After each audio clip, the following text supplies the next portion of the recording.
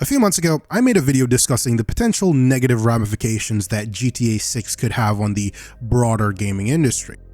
And the more time goes on, the more I fear my predictions might come true. But what I find incredibly disturbing is the general gaming audience's response to this new direction. At best, some people are misguided, and at worst are willfully ignorant and only care about themselves. But I'm getting ahead of myself. Good evening everyone, I'm the Evernight Rider, and today we'll be having a semi-heated discussion about Grand Theft Auto 6. And if this video brings any value to you, consider subscribing and maybe even telling me what you thought. And I got a feeling some of you are gonna tell me exactly what you think. Well, let's get into it. Before I start, I should stress that I'm in no way against GTA 6. I'm pretty excited. Cautiously optimistic, if you will. I've been waiting for this game for a decade at this point, and I'm definitely looking forward to finally sitting down and getting to play it. But the thing is, I'm not about to get lost in all the hype, and neither should you. You need to keep a level head and expectations in check. Either way, let's begin. So the main concern of my previous video on the topic was GTA potentially changing the baseline price standard for AAA games. And this was something people were discussing even prior to that video, so this isn't a recent idea. That being said, something I've seen rising in popularity recently is the idea that it's okay for GTA 6 to cost $100.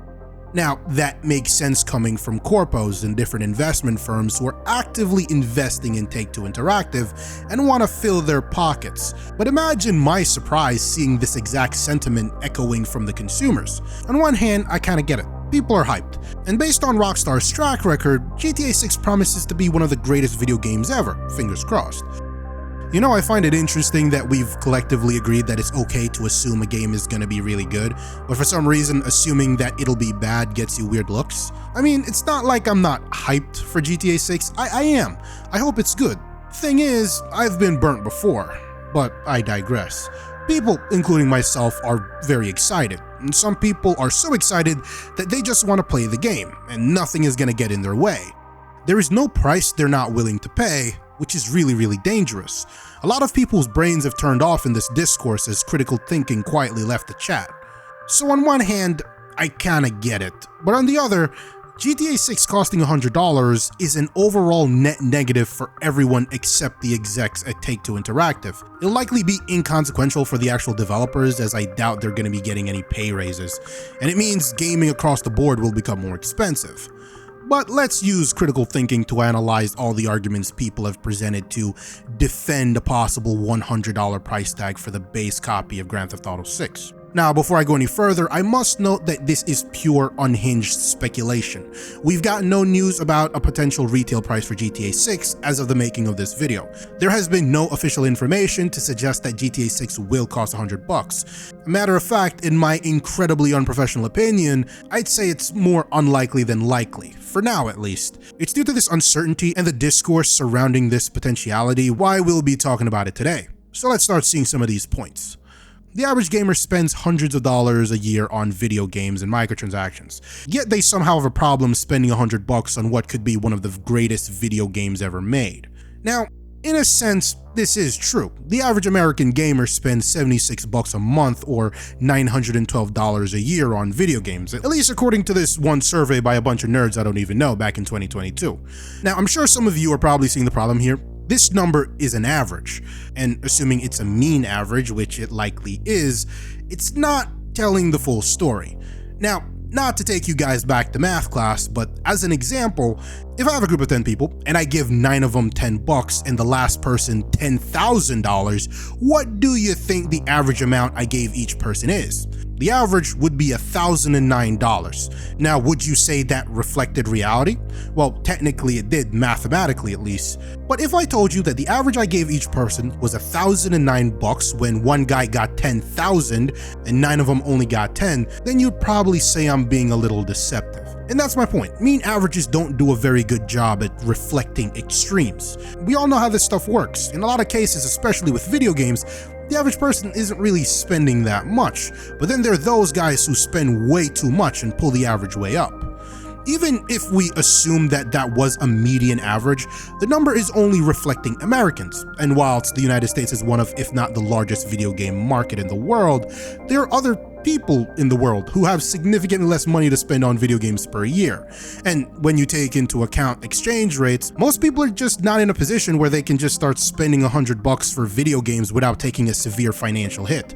That's like 143 Canadian before taxes, which, that's kind of fucking ridiculous. So the idea that people could just afford it because they spend a lot isn't a good one to make. Even the people who can't afford it won't be having a good time. I don't need to tell you that unless you're in the top 10% of people in the world, you're probably not getting any richer these days.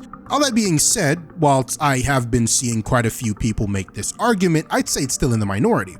But there is the more common defense for this higher price tag, and it goes something like this. Well, I'm willing to pay $100 for GTA 6, but only because it's Rockstar, and they're just good like that. They've never failed us before, and I'd never spend that much for some other video game. And then they'll usually cite like Ubisoft or something, because Ubisoft makes trash games. Now, listen man, I get what people are saying, and it does show how ridiculously high people's expectations are if they're willing to spend this much. But the problem here is if GTA costs $100, then it will raise the price of everything else, guaranteed. Remember, it was Rockstar's parent company Take-Two Interactive who raised the pricing standard from 60 to 70, which I'm still trying to get used to. Even then, something I hear quite a lot is that GTA 6 will be worth the $100 price tag. They'll say they got more than $100 worth of entertainment out of GTA 5, and if GTA 6 is better than that, then it'll definitely be worth it. And so here's the thing, if the reason why you're saying you're willing to pay that much is because it's Rockstar Games who have a really good track record and you think the game is going to be so good it's going to be worth it, well, think about that. One of my favorite games is Elden Ring. I made an hour-long video just analyzing one of its characters after all, and I'd definitely say I got more than $100 worth of entertainment from it. Hell, I've played the game for more than 1,000 hours, so if we're going by dollar per hour, then just paying $60 is a pretty good deal. I even got the DLC, which was like $40, so in total I did pay $100 for the game. And the developers of Elden Ring, From Software, also has an amazing track record. I mean, the worst game they ever made had more than a 90 Metacritic score, so they're just good like that. Demon's Souls, Dark Souls, Dark Souls 2, Dark Souls 3, Bloodborne, Sekiro, Shadows Die Twice, and now Elden Ring, and that's not to mention their Armored Core series, which also has a cult following. So would you say, based on From Software's past achievements and even their recent monumental achievement with Elden Ring, the next game they make should cost $100? I think a lot of people would probably disagree with that. My point is, GTA 6 will raise the AAA game pricing if it costs $100, simply because, unlike what some people might think, there's still many AAA developers that people love and hold in really high regard. And if the justification for the higher price is that the game will just be good and it's Rockstar who has never failed, there are plenty of other AAA developers who have made great video games and have never failed. Should the next game from Larian Studios, the folks behind Baldur's Gate 3, cost $100? What about the next God of War game, the next Spider-Man game? All of these are very high quality titles that you could argue provided more than $100 worth of value from well-renowned studios. But did those developers make Grand Theft Auto, one of the best-selling games of all time, is probably what you're thinking? And you're right. Some say they're willing to pay that much for GTA, but nothing else. Here's the thing about that. If standard AAA pricing goes up to $100, then anything less than that all of a sudden feels like a steal. For example, a couple years ago, AAA game pricing went up to $70, but Baldur's Gate 3 was only $60. All of a sudden, a lot of people felt like Larian Studios was doing us a favor. After all, they released a AAA game for less than standard AAA pricing. Of course, that's still $60, but it wasn't $70. If standard AAA pricing goes up, then a lot of studios can price their games less than $100, but more than $70, and suddenly people feel like they're getting a deal. So even if GTA 6 is $100, then other studios can raise their pricing to $80 or even $90 and then say, well, it's cheaper than GTA, so take it or leave it. Now, a lot of you kind folk are probably saying, take it or leave it? definitely leaving it, especially if it's like a Ubisoft game, because we like to make fun of Ubisoft around here. And something that I've often said is that gamers will bitch online but will rarely speak with their wallets. And unfortunately, I believe this will continue to be true here. I mean, I decided I wouldn't buy Monster Hunter Wilds as a matter of principle due to its horrendous PC performance, yet the game was out here breaking records on Steam.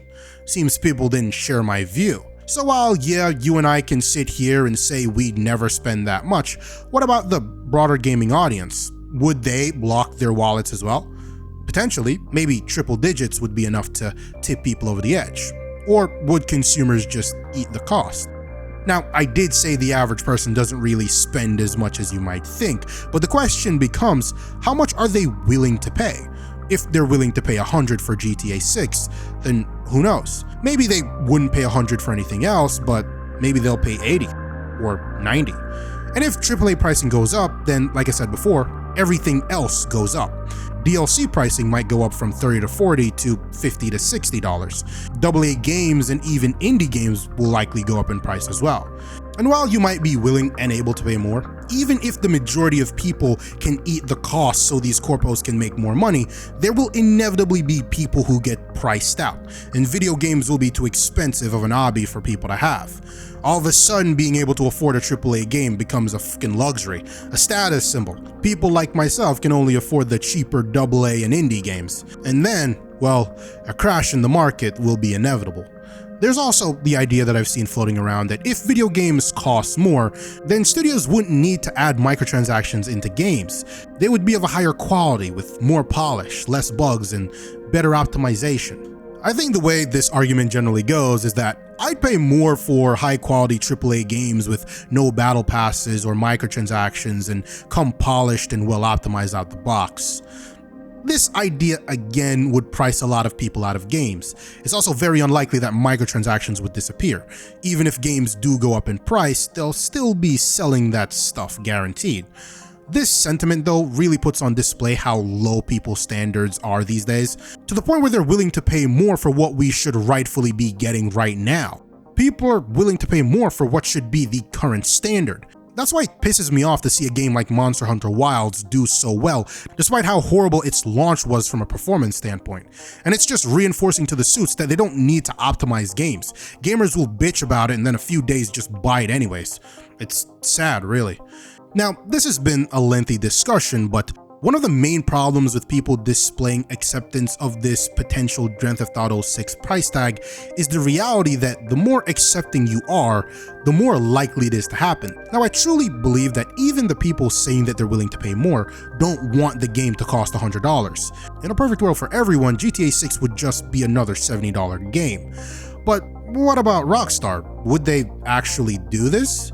Well, of course they'll do this, if they feel they can get away with it, that is. And with the rhetoric online, with people being open to paying more, just means that they're more likely to raise it. Now, what about GTA Online?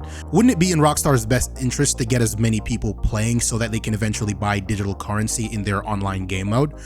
Well, whilst most studios would need to do this, Rockstar is the exception, as regardless of price tag, this game will sell. It will break records.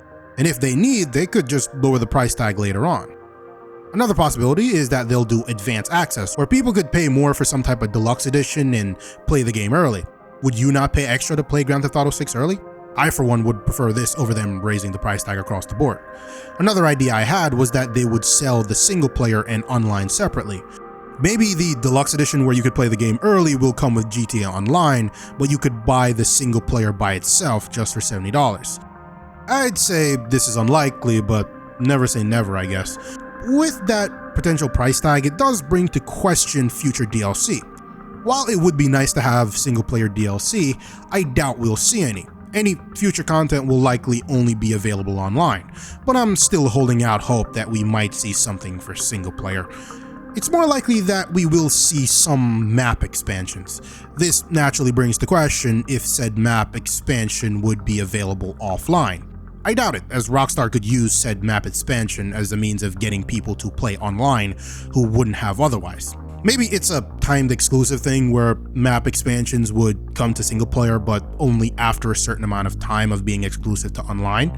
Then the big question is, how will they monetize any potential map expansion? I don't play much GTA Online, but from what I hear, you can play the new heist they had periodically for free, but I'm not entirely sure about that. Will the new content for GTA 6 follow the same general rule, or will you need to buy these map expansions? I'm not really sure how any of that would even work, but all I know is their main objective is to make money, and they will squeeze as much of it out of us as possible. Of course, all of that was pure unhinged speculation. I can't say for sure how any of this will go. And if you're gonna take anything away from this video, take this. If people keep running their mouth about being willing to pay more or how we should pay more, then you're actively increasing the likelihood that we will need to pay more for everything. Even if you say GTA 6 is some special instance, that won't matter. Prices will go up. Maybe not to $100, but maybe to 80.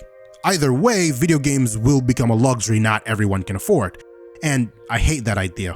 Now, could this lead to a crash in the industry?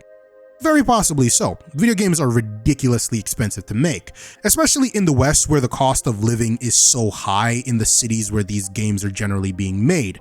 Developers need to get paid a lot so they don't starve to death. At least there seems to be a lot of decent games coming out of the Eastern market. Of course, those will go up in price too, cause corpos are corpos no matter where in the world they're from.